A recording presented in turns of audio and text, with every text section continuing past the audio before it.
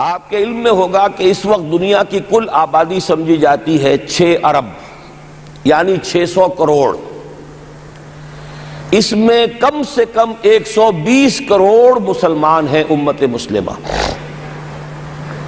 گویا کہ ہر 5واں انسان جو ہے دنیا میں وہ حضور صلی اللہ علیہ وسلم کا کلمہ پڑھتا ہے. اتنی بڑی تعداد. اس کے ساتھ ہی کتنا بڑا علاقہ جو ہے اس زمین کا وہ اللہ تعالیٰ نے اس امت کے قدموں تلے رکھا ہے. اگر آپ نے نقشہ دیکھا ہو دنیا کا تو آپ کو معلوم ہونا چاہیے کہ شمال میں جو بہت بڑا یہ نظر آتا ہے سائبیریا اور روس کا علاقہ، یہ سب غیر آباد ہے. اس طرح شمالی امریکہ میں بھی کینیڈا سے اوپر بڑے بڑے آپ کو بر اعظم سے نظر آئیں گے، سب غیر آباد ہیں. جو آباد علاقہ ہے دنیا کا اور جو زرخیز علاقہ ہے دنیا کا، اس کا کتنا بڑا حصہ ہے کہ جو امت محمد صلی اللہ علیہ وسلم کے قدموں تلے. انڈونیشیا ملائیشیا سے چلے آئیے، اس کے بعد مسلسل چاہے کہیں مسلمان اقلیت میں تھوڑے بہت ہیں، لیکن پھر بنگلہ دیش آتا ہے، بڑی عظیم اکثریت کا ملک ہے. پھر بھارت میں اگرچہ اقلیت میں ہے لیکن 20 کروڑ مسلمان بھارت میں اس وقت ہے. پھر جو پاکستان سے شروع ہوا سلسلہ، افغانستان، ایران، چلتے جائیے ادھر ترکستان، چینی ترکستان، روسی ترکستان، پھر آگے چلیے عالم عرب، افریقہ کا پورا شمالی علاقہ، افریقہ کا تقریباً سارا وسطی علاقہ. یہ سب کیا ہے؟ کتنا بڑا رقبہ ہے. اور ہر طرح کی نعمت اللہ نے دی ہے. اس میں نباتات بھی ہیں، اس میں معدنیات بھی ہیں، اور سب سے بڑھ کر آج کی دنیا میں جو اہم ترین شے ہے کہ پیٹرول جو ہے، تیل جو ہے، اس کے سب سے بڑے ذخائر وہ ہیں کہ جو مسلمانوں کے قدمے تلے. اتنی تعداد میں ہونے کے باوجود، اتنے وسائل کے پر بظاہر قابض ہونے کے باوجود، سوال یہ ہے کہ کیا آج دنیا میں امت مسلمہ کو عزت حاصل ہے یا یہ ذلیل ہے؟ اسے غلبہ حاصل ہے یا مغلوب ہے؟ اسے کوئی دنیا میں وقار حاصل ہے یا یہ بالکل بے وقار ہو کر رہ گئی؟ یہ بات ہے جو ہمارے سمجھنے کی ہے. آج کیوں ذلیل کہ کل تک نہ تھی پسند گستاخی فرشتہ ہماری جناب میں. اس وقت صورت یہ ہو چکی ہے، آپ کو معلوم ہے کہ ہر جگہ پر پسماندگی کا نشان مسلمان ہیں. ہمارے سارے وسائل پر دوسروں کا قبضہ ہے. ایک ہی شے رہ گئی تھی، تیل، خلیج کا تیل، اس پر بھی آ کر امریکہ کی فوجیں اس کے سر پر بیٹھ گئی ہیں. سارا کا سارا تیل اب ان کے قبضے میں ہے. ادھر خلیج کے دہانے کے دونوں طرف وہ اپنے مورچے بنا رہے ہیں تاکہ یہاں کسی کا داخلہ نہ ہو سکے. بڑے بڑے جتنے لوگ ہمارے ہیں ان سب کی دولت ان کے پاس ہے. کہنے کو تو سلطان و برونائی دنیا کا امیر ترین آدمی ہے، لیکن دولت ہے کہاں اس کی؟ انویسٹڈ تو وہی ہے، اسی کے بینکوں میں ہے، انہی کی کمپنیوں میں ہے. کسی کے پاس کچھ نہیں ہے. سعودی عرب کے کوئی ڈالرز ہیں تو کہاں ہیں؟ جیسے شہنشاہ ایران کا جو اثاثہ تھا، سرمایہ تھا، جو سارا کا سارا انہوں نے جو ہے وہ فریز کر لیا. تو یہ دولت تو ساری وہی ہے. کہنے کو ہے کہ آپ کے اکاؤنٹ میں اتنا روپیہ ہے، لیکن سوال یہ ہے کہ وہ اکاؤنٹ فی الواقع کس کے قبضے میں ہے؟ پھر آپ کو معلوم ہے کس طریقے سے مسلمانوں کے ساتھ سلوک ہو رہا ہے. ہر جگہ پر جہاں چاہیں، جس طرح چاہیں انہیں ستا لیں.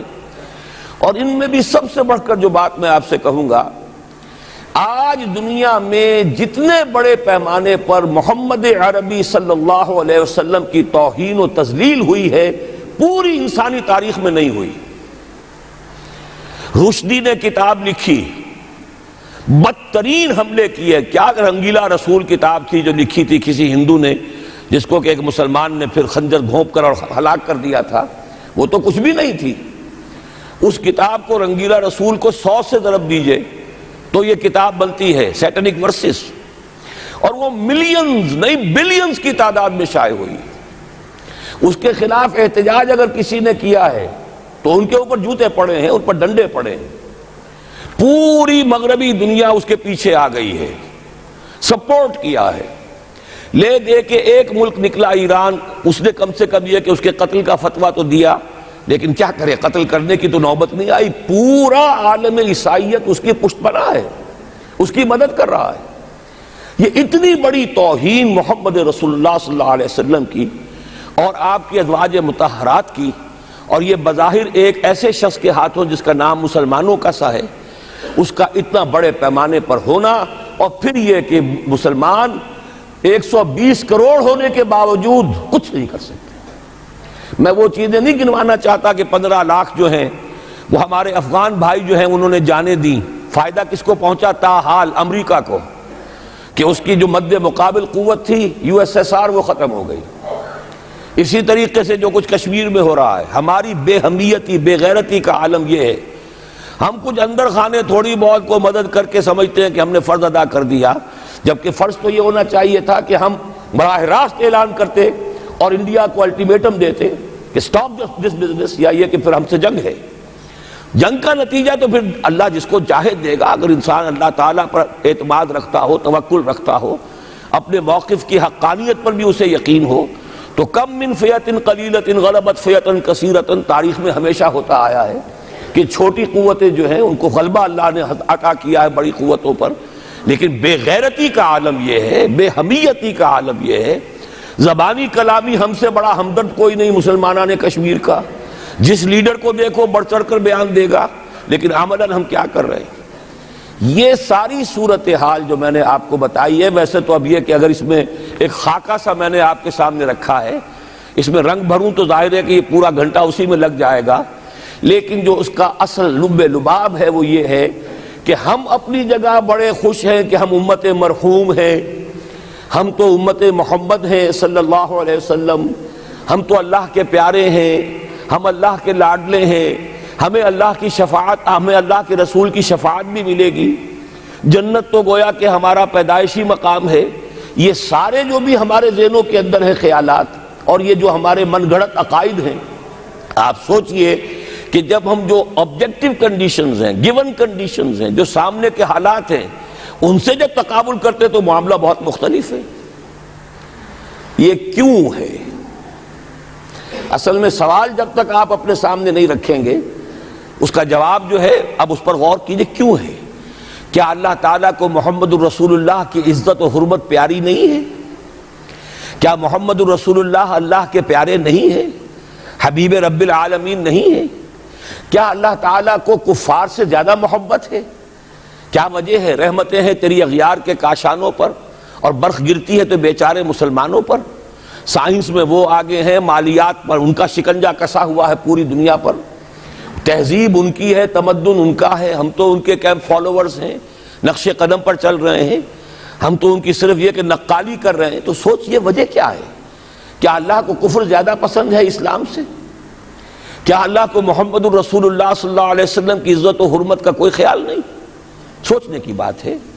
ظاہر بات ہے کہ ان سوالات کا جواب تو ہاں میں آپ نہیں دے سکتے، یقیناً ایسا نہیں ہے۔ بہرحال وہ کافر ہیں، وہ اللہ کو نہیں مانتے، اللہ کے رسول کو نہیں مانتے، چلیے اللہ کو کسی نام سے مان لیا، گاڈ کہہ دیا، لیکن اللہ کے رسول کو تو نہیں مانتے۔ ایمان کا سارا دار و مدار تو رسالت پر ہے، اللہ کے اس کلام کو تو نہیں مانتے، اور اس کے باوجود ان کے لیے عزت ہے، رحمتیں ہیں تیری اغیار کے کاشانوں پر، برف گرتی ہے تو بیچارے مسلمانوں پر۔ یہ ایک لمحہ فکریہ ہے، یہ سوچنے کی بات ہے کہ ایسا کیوں ہے۔ اس کا جو جواب میں آپ کو دوں گا وہ ذرا سا کڑوا جواب ہے، نوارا تلخ ترمیزن چو ذوق نغمہ کمیابی۔ بات کہنی پڑتی ہے، جب تک کہ کڑوی بات کہی نہ جائے، حقائق کو دیکھنے کی جرت پیدا نہ کی جائے، مواجہہ نہ کیا جائے، فیکٹس کو فیس نہ کیا جائے، اس وقت تک بات صحیح نہیں ہوگی، اور نہ ہم صحیح تشخیص کر سکیں گے، نہ صحیح تجویز کی طرف ہمارا ذہن منتقل ہوگا۔ میں بہت سخت بات کہہ رہا ہوں، آج آسمان کے نیچے اس زمین پر عذاب الہی میں گرفتار امت مسلمہ ہے۔ بالفعل آج ہم امت مرحومہ نہیں ہیں، رحمت والی امت نہیں ہے، امت معذبہ ہیں، آج ہم پر اللہ کا عذاب ہے۔ وہ کیوں ہے؟ دیکھیے اللہ کا قانون یہ ہے، اور یہ اللہ کی سنت ہے، میں نے اپنی ایک کتاب میں اس پر مفصل بہت مضمون لکھا ہے، قرآن کا قانون عذاب۔ ایک عذاب تو آیا کرتا تھا ان قوموں پر جن کی طرف اللہ رسول بھیجتا تھا، اِنَّا أَرْسَلْنَا نُوحًا إِلَىٰ قَوْمِهِ، اگر رسول کی بات مان لی تو قوم کے لیے بہت خوشحالی ہے، مبارکباد ہے، اللہ کی رحمتوں کے سائے ہیں، اور نہیں مانی تو بربادی ہے، تباہی ہے، خاتمہ ہے۔ پوری قوم نوح غرق کر دی گئی، پوری قوم عاد ختم کر دی گئی، حضرت ہود کو نہیں مانا۔ پوری قوم سمود ختم کر دی گئی، حضرت صالح کو نہیں مانا۔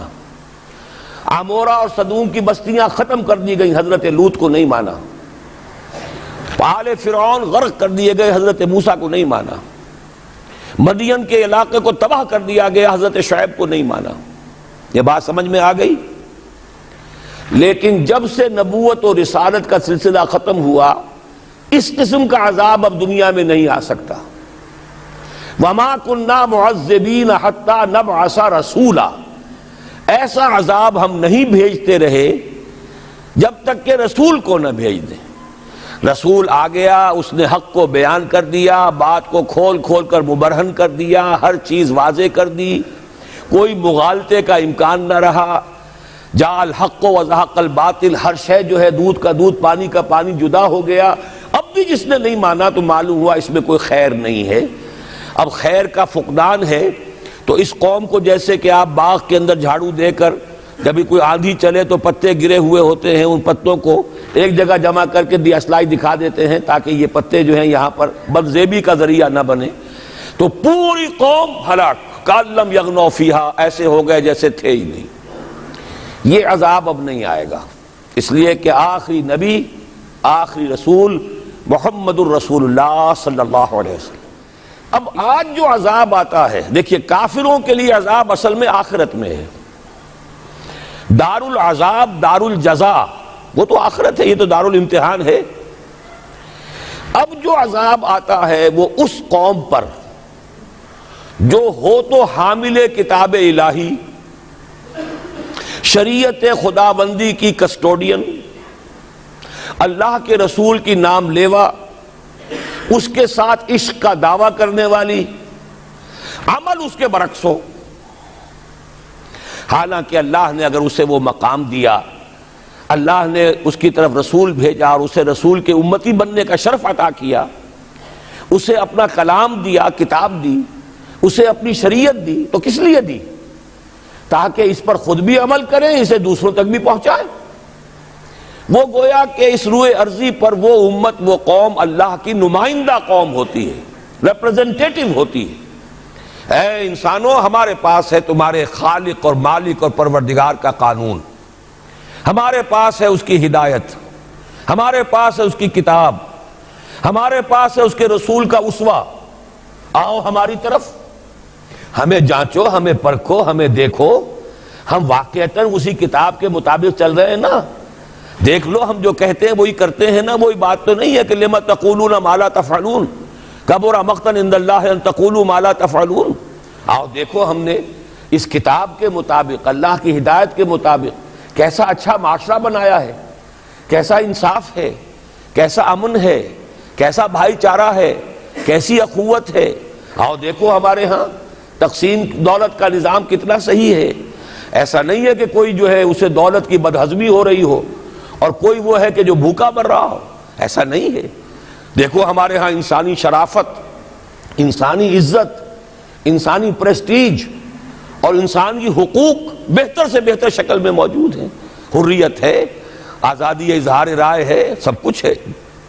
یہ کام اگر وہ امت کرے تو اس سے زیادہ خوش نصیب کوئی نہیں۔ پھر دنیا میں اس کو غلبہ ہوگا، دنیا کی خلافت اس کو دی جائے گی، دنیا کی امامت اس کو دی جائے گی، دنیا کی قیادت اس کو دی جائے گی۔ جیسے کبھی اقبال نے کہا تھا کہ سبق پھر پڑھ شجاعت کا، عدالت کا، صداقت کا، لیا جائے گا تجھ سے کام دنیا کی امامت کا۔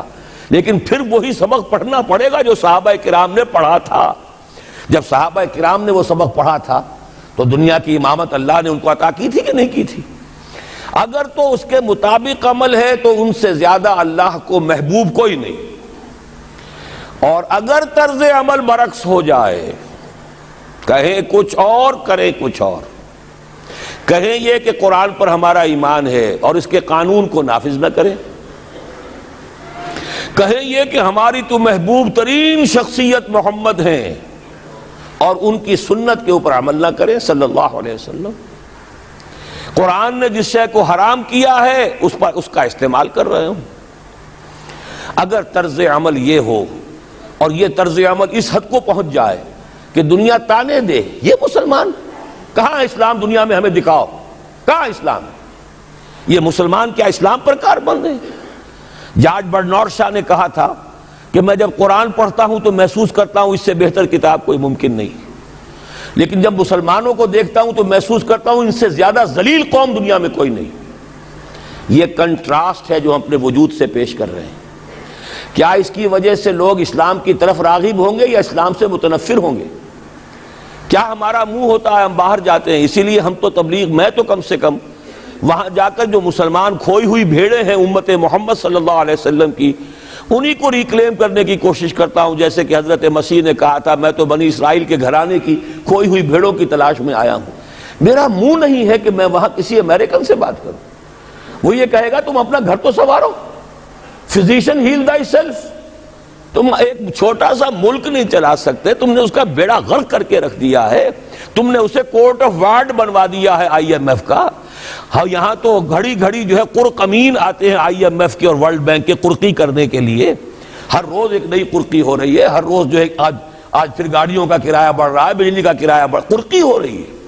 عوام کے اندر جو بھی رہا رہ گیا اسے بھی چوسنے کا اور کشید کرنے کے لیے. ایک حکومت کو گرا دو وہ تو بدنام کر دی گئی, دوسری حکومت لے آؤ اس کے ہاتھ میں کچھ کام کروا لو, وہ بدنام ہو جائیں گے تو ان کو بھی ہٹا دینا. ان کا کیا کھیل ہے؟ یہ کھیل کھیلتے رہیں گے اور اس میں یہ ہے کہ اپنی قرقیاں کرتے چلے جاؤ. یہ حال اب کیا میرا منہ ہے کہ میں جا کر وہاں بات کروں؟ تم اپنے گھر کو دیکھو, تم اپنے ملک کو دیکھو. ایک وہ ہے جنہیں تصویر بنا آتی ہے, ایک تم ہو کہ لیے اپنی بھی صورت کو بگاڑ. ایک ہی ساتھ تم آزاد ہوئے تھے, ہندو بھی تھے کہ نہیں تھے.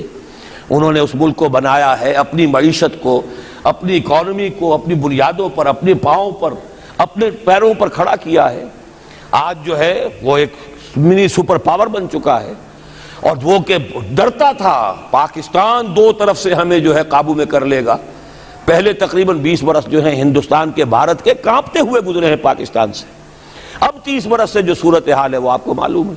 تو صورت یہ ہے کہ جب کوئی قوم جو امت مسلمہ ہو یہ طرز عمل اختیار کرتی ہے تو عذاب اس پر آتا ہے. بڑی کڑوی بات ہے. آج عذاب کفار پر نہیں آ رہا, وہ تو اللہ تعالیٰ ان سے آخرت میں نبٹ لے گا, اور آخرت تو ہے ہمیشہ کی, بڑا سو عذاب تو وہیں کا ہے. وَلَعَذَابُ الْآخِرَةِ أَكْبَرُ لَوْ كَانُوا يَعْلَمُونَ. دنیا میں کفار پر عذاب آتا تھا جب کوئی رسول بھیج دیا جائے, اب رسول آئے گا نہیں. لیکن اب دنیا میں جو عذاب آتا ہے وہ مسلمان امت پر آتا ہے.